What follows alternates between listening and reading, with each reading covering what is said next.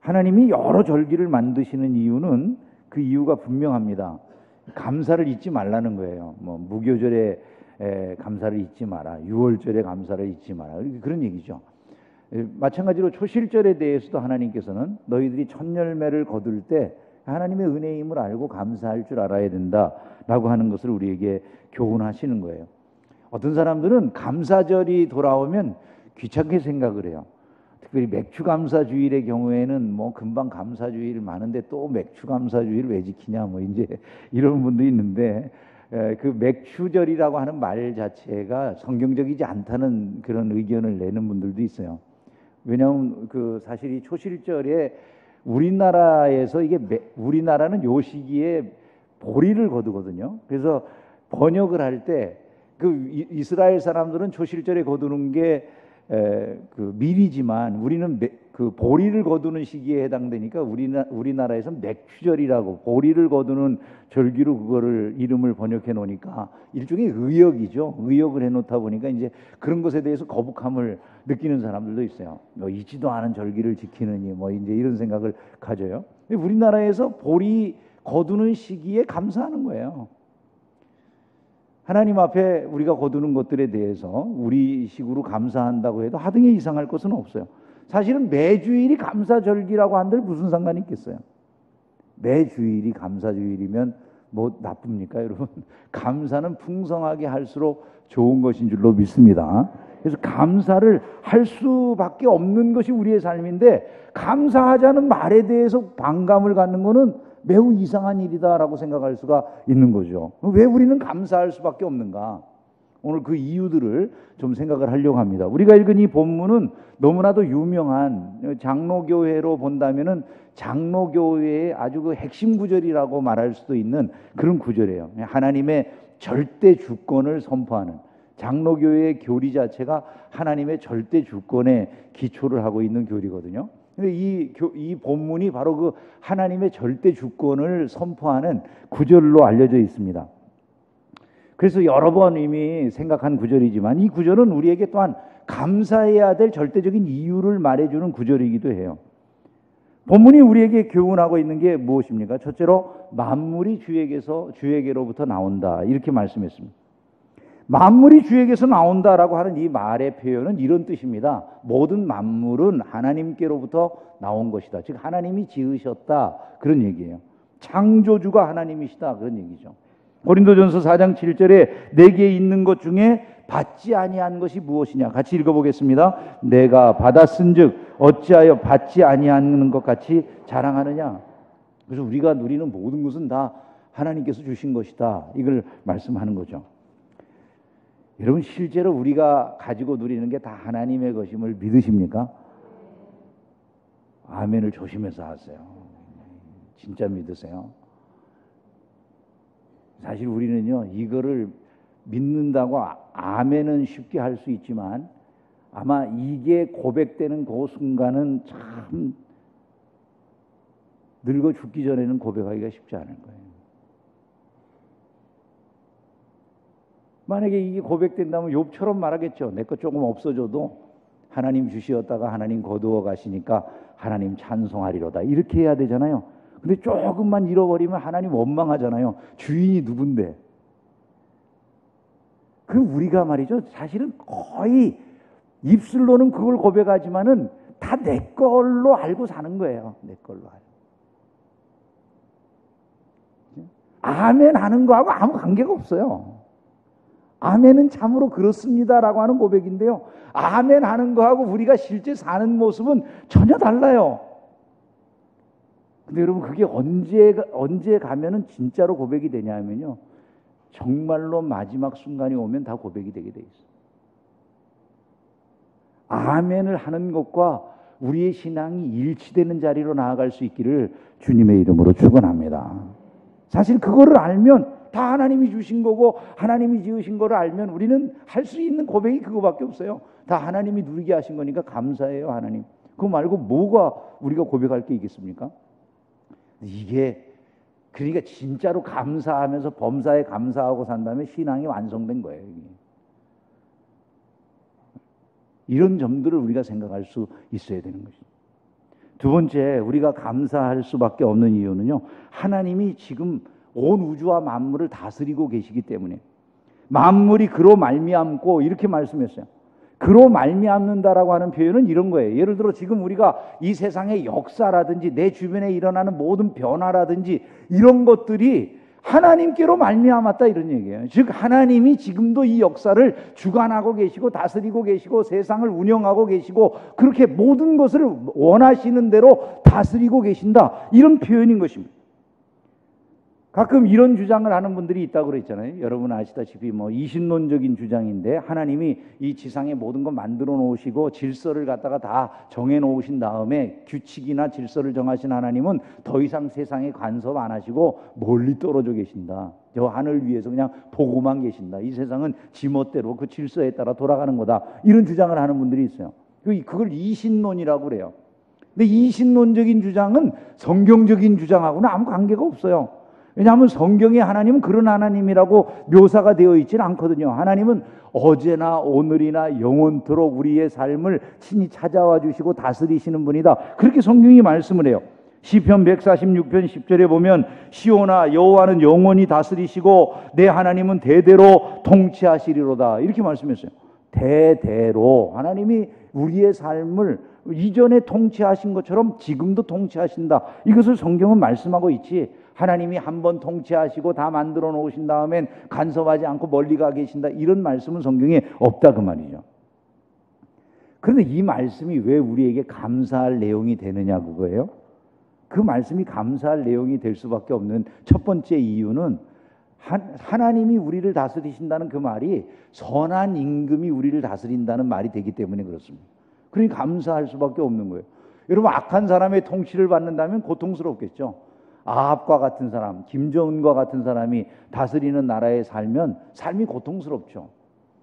아합 임금이라고 하는 사람은 나봇이라고 하는 사람의 포도원이 욕심나가지고 자기에게 팔라고 그러는데, 나봇이라고 하는 사람이 안 팔잖아요. 이거 조상 때로부터 물려받은 기업이기 때문에 팔 수 없습니다. 그렇게 이야기하니까 이 왕이 병이 날 지경이 됐는데 이세벨이 조언을 해준단 말이죠.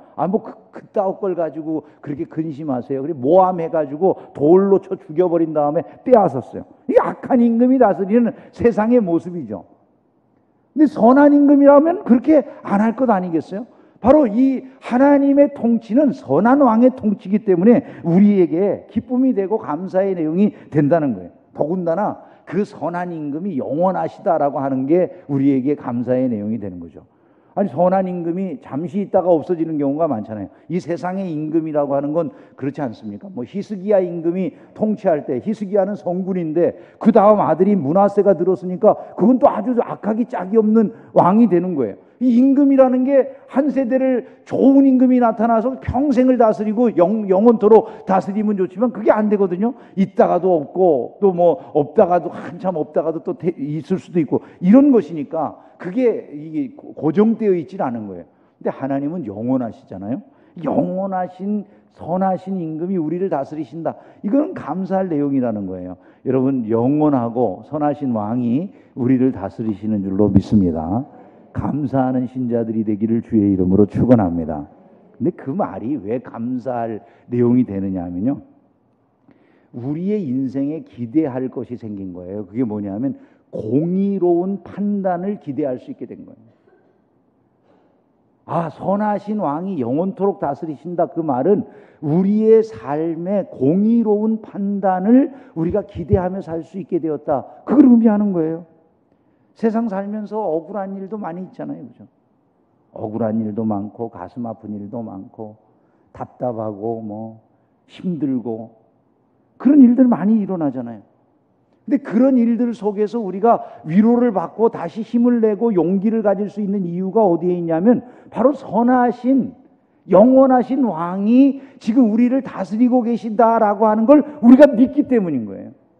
그러니까 그걸 믿는 사람은 결국 그분이 판단하실 거니까, 그분이 모든 것을 바로 잡으실 거니까, 나는 지금 현실이 곡해되어져 있고 비뚤어져 있어도 그분이 결국 모든 것을 온전케 하실 거니까 그 믿음 안에서 위로를 받는 거예요. 여러분, 그것이 가능하도록 해주는 것이 하나님이 다스리신다라고 하는 이 말씀이라는 거예요. 그래서 감사하지 않을 수가 없는 거예요. 뿐만 아니라 그런 하나님으로 인해서 우리가 영원한 소망을 가질 수 있게 된다는 것이죠. 영원한 소망. 이게 참 기가 막힌 얘기예요. 믿으면 이게 기가 막혀요. 디모데전서 4장 4절에 보니까 이런 말씀이 있어요. 하나님께서 지으신 모든 것이 선함에, 같이 읽어봅니다. 감사함으로 받으면 버릴 것이 없나니. 할렐루야. 하나님이 지으신 모든 것이 선하대요. 여러분, 하나님이 지으신 모든 것이 선하시다. 이거 얼마나 놀라운 선언인지 몰라요. 세상에 있는 모든 것들이 다 선한 거다. 감사하게 받으면 다 된대요.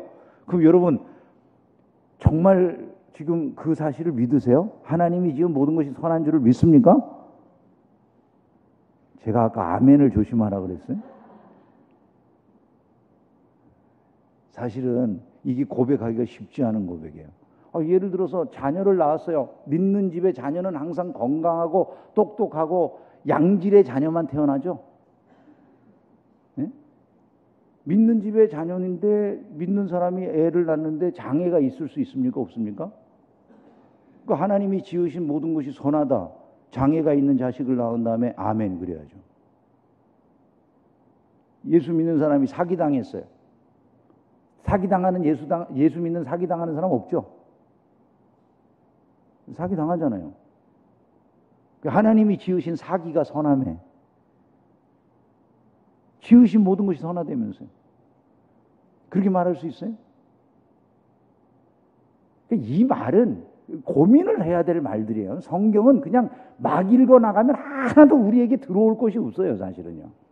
그냥 아무데나 아멘 아멘 하고 지나가지만 하나도 제대로 읽어보지를 못해서 성경이 내게 은혜가 되지 못하는 경우들이 많이 있어요. 근데 이 말씀들은요, 굉장히 중요한 말씀들이에요. 이 하나님께서 지으신 모든 것이 선하다고 하는 이 말은 사실은 창조 시기의 말씀을 하는 거예요. 자, 하나님이 빛이 있으라 하신 다음에 빛을 보시니까 하나님 보시기에 좋으셨다, 이렇게 말씀하잖아요. 바로 그 말씀을 하는 거예요. 하나님이 세상 만물을 지어 놓으신 다음에 보시기에 심히 좋았더라, 그렇게 말씀하는 걸 지금 표현하는 거예요. 하나님이 지으신 모든 것이 선함에, 지금 그 말씀이죠. 그런데 문제는 타락했어요.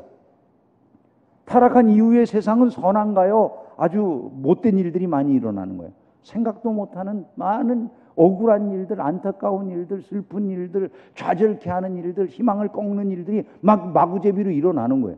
우리가 살고 있는 이 세상은 가시를 내고 엉겅퀴를 내요.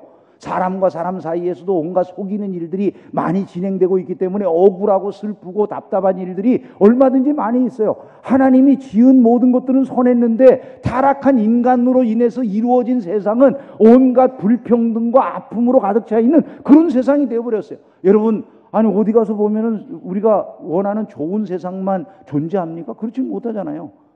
사람과 사람이 모여있는 그곳에 내가 원치 않은 일들이 너무나 많이 일어나는 거예요. 그럼 이 말씀이 어떻게 우리에게 해당이 된다고 할 수 있을까요? 그것은 우리가 이 말씀을 받을 수 있는 이유가 예수 그리스도께서 이루어 주시는 새 창조가 있기 때문인 거예요. 예수님이 이 땅에 오셔서 새로운 창조를 이루세요. 그런즉 누구든지 그리스도 안에 있으면 새로운 피조물이라. 이전 것은 지나갔으니 보라 새 것이 되었다라고 새 창조를 선언하는 이런 말씀이 나와 있어요.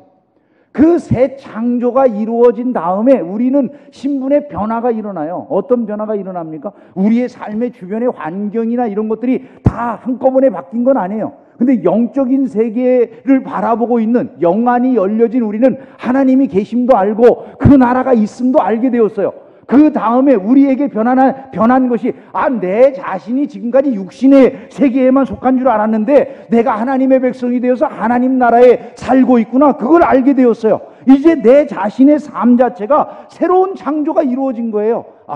내게 있어서 나는 이미 새로운 나라에 들어갔고 이제 그 나라의 극치를 향해서 나아가고 있구나라고 하는 것을 깨닫는 사람은 이 고백을 할 수 있는 거예요. 하나님이 지으신 모든 것들이 선함에 감사함으로 받으면 버릴 것이 없는 거야. 오늘 여러분 이 믿음을 여러분이 갖고 계시기를 주의 이름으로 축원합니다. 축원합니다. 미래의 소망이 늘 있게 되잖아요. 그래서 신자는 소망이 없다, 절망하는 신자는 이 믿음을 버린 것과 같아요. 신자가 어떻게 절망을 하겠어요? 하나님이 주시는 희망이 우리 가운데 있는 줄로 믿습니다. 또한 우리의 삶의 미래가 승리일 것을 확신하게 해주는 거예요. 하나님이 다스리신다. 그 말은 내 미래, 하나님을 이길 수 있는 자가 아무도 없잖아요. 하나님의 뜻을 꺾을 자가 아무도 없잖아요. 아멘을 해야죠.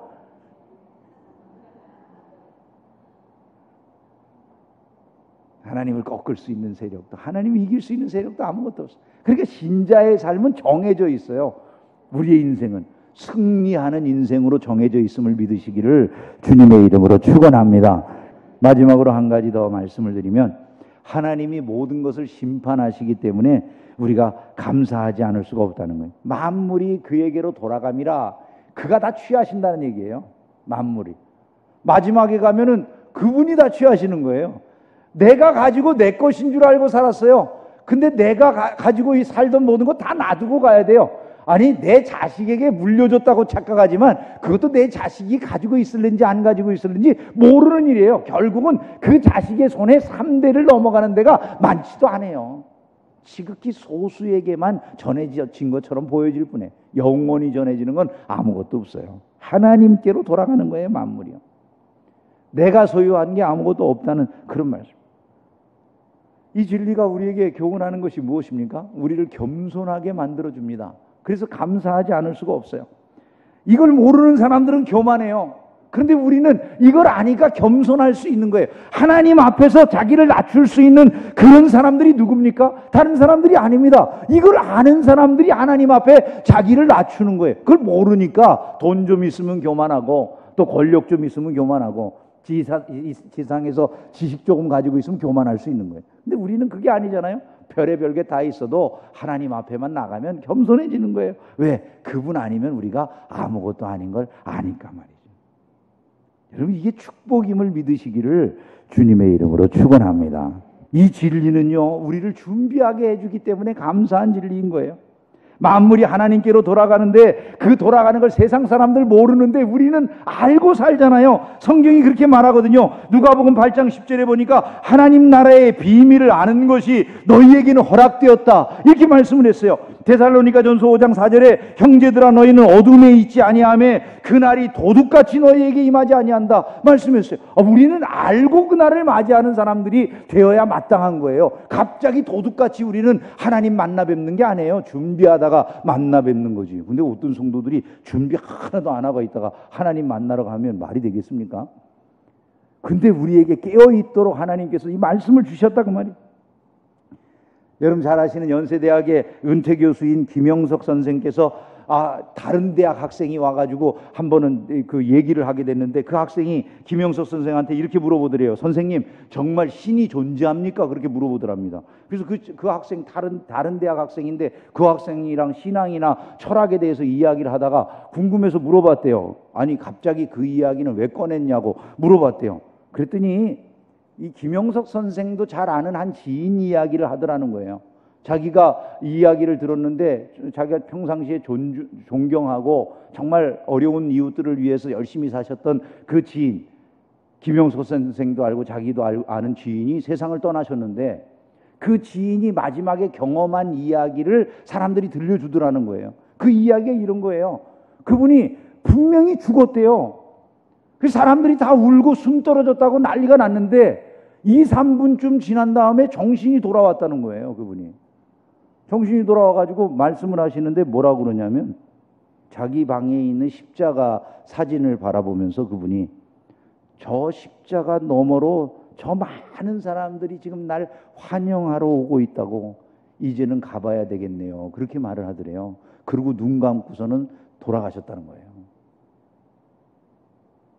그러니까 이분이, 자기는 예수를 안 믿는 사람인데 이 학생이 자기는 예수를 안 믿는데, 아니 그렇게 존경에 맞지 않는 분이 마지막에 남긴 말이, 아니 저기에서 지금 십자가 너머로 저 많은 사람들이 나를 환영하러 오고 있다고, 그리고 세상을 떠났는데 자기는 믿어지지 않으니까 김영석 선생에게 찾아와가지고 정말 신이 있냐고 그렇게 상담을 하는 거예요. 그러면서 자기도 믿을 수만 있다면 그런 것을 믿고 살고 싶다고. 여러분, 신자들이 하나님의 나라에 대한 믿음을 가지고 산다는 게 얼마나 큰 복인가를 마음에 생각할 수 있기를 주의 이름으로 축원합니다. 이 진리는 우리에게 하나님이 만물의 주인이라는 것을 일깨워 주기 때문에 감사한 진리가 아닐 수 없습니다.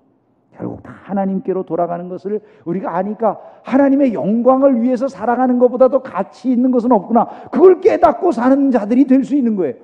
이 세상에서 다른 것, 세상의 어떤 영화 이런 것들이 삶의 목적인 줄 알고 살아가지만 그것들이 결국 쾌락이나 이 세상의 어떤 소위 말해서 인기 이런 명예, 그런 것들 다 지나가는 것들이라, 쓸모없는 것들이 될 수 있다라고 하는 것을 성경이 말씀하고 있어요. 오직 하나님을 영화롭게 해야 됩니다. 하나님을 알되 하나님을 영화롭게도 아니하며 감사하지도 아니하고 오히려 그 생각이 허망하여지며 미련한 마음이 어두워졌나니 스스로 지혜 있다 하나 어리석게 되어 썩어지지 아니하는 하나님의 영광을 썩어질 사람과 새와 짐승과 기어다니는 동물 모양의 우상으로 바꿔. 여러분, 아무리 지혜 있다 한들 이렇게 살아가면 무슨 의미가 있습니까? 세상을 살아가면서 하나님이 없는 줄 아니까 하나님께서 그들을 부끄러운 욕심에 내어버려 두셨으니 곧 그들의 여자들도 순리대로 쓸 것을 받고 영리로 쓰며 그와 같이 남자들도 순리대로 여자 쓰기를 버리고 서로 향하여 음욕이 불릴 듯하며 남자가 남자와 더불어 부끄러운 일을 행하여 그들의 그릇 때문에 상당한 보응을 그들 자신이 받았느니라. 여러분, 흥미로운 게 동성애나 이런 걸 하시는 분들이요, 지식인이 얼마나 많은지 아세요? 제가 미국에 갔을 때 그 제일 잘 사는 동성애자들이 많이 몰려 사는 곳이 샌프란시스코라고 하는 걸 알고 깜짝 놀랐어요. 샌프란시스코는요, 보통 15,000불 정도의 연봉을 받는 사람, 월 15,000불 이상의 연봉을 받는, 월봉이죠. 월급을 받는 사람도 가난한 사람이에요, 가난한. 그럼 우리나라 돈으로 한 2억 원 가까이 벌어도 그냥 보통 삶도 안 돼. 그 동네는 샌프란시스코라고 하는 동네가 거기인데 거기가 동성애자들이 제일 많이 사는 마을이에요. 왜냐하면 동성애를 하시는 분들 가운데 지식인이 많아. 근데 세상의 지식을 가지고 이렇게 사는 것에 대해 성경은 뭐라고 말합니까? 하나님께서 그들을 그 상실한 마음대로 내버려 두사 합당하지 못한 일을 하게 그냥 내버려 두셨다, 방치해 두신 거라, 이렇게 말씀합니다. 여러분, 깨닫고 하나님의 은혜를 알고 사는 것이요, 이게 축복이고 은혜임을 잊지 않기를 주님의 이름으로 축원합니다. 오늘날 성도들은 관용이라고 하는 것을 엄청난 덕으로 생각하지만요, 죄를 관용하다 보면 죄를 관용하는 것이 결국 세상을 망하게 하는 거예요. 전심으로 감사하며 살아가기를 주의 이름으로 축원합니다. 힘들고 어렵고 고난의 때에도 감사하면서 살아가는 그런 성도들이 되어야 되는 거예요. 말씀을 맺겠습니다. 감사로 제사를 드리는 자가 하나님 영화롭게 한다고 그랬어요. 만물 하나님이 지으셨고요, 하나님이 오늘도 다스리고 계시고요, 모든 것을 심판하실 거예요. 그걸 알기 때문에 감사해야 되고요, 그거 깨닫는 것이 감사의 내용이에요. 세상의 학문으로 몰라요. 이 세상의 권세나 능력으로 알 수 없어요. 하나님이 우리에게 깨우쳐 주신 거예요. 그래서 우리는 하나님께 감사해야 돼요. 인자가 무엇이간데 우리를 권고하셔서 이런 걸 알게 하셨습니까? 그런 고백이 우리에게 있어야 돼요. 하나님 앞에서 고상한 영혼으로 살아가서 고상하게 인생의 나이를 먹고 싶으십니까? 최고의 고상한 인격을 가진 세상의 많은 사람들을 그 특징을 조사해 봤대요. 고든 맥도날드 목사의 이야기입니다. 고상한 영혼을 가진 사람들의 특징을 조사해 봤더니 첫 번째 게 다 같은 걸로 발견이 되는데 이거였대요. 감사하는 마음이 있었다. 늙었을 때 여러분들이 다 주변의 사람들에게 참 고상한 인격을 가진 어른을 우리가 모시고 있습니다, 이런 말 듣고 싶다면 이 인격을 배우세요. 감사로 삶을 살아가는 그런 분들이 될 때 비로소 고매한 인격을 소유한 하나님의 사람들로 인정받게 될 줄로 믿습니다. 그것이 저와 여러분의 삶이 되기를 주의 이름으로 축원합니다.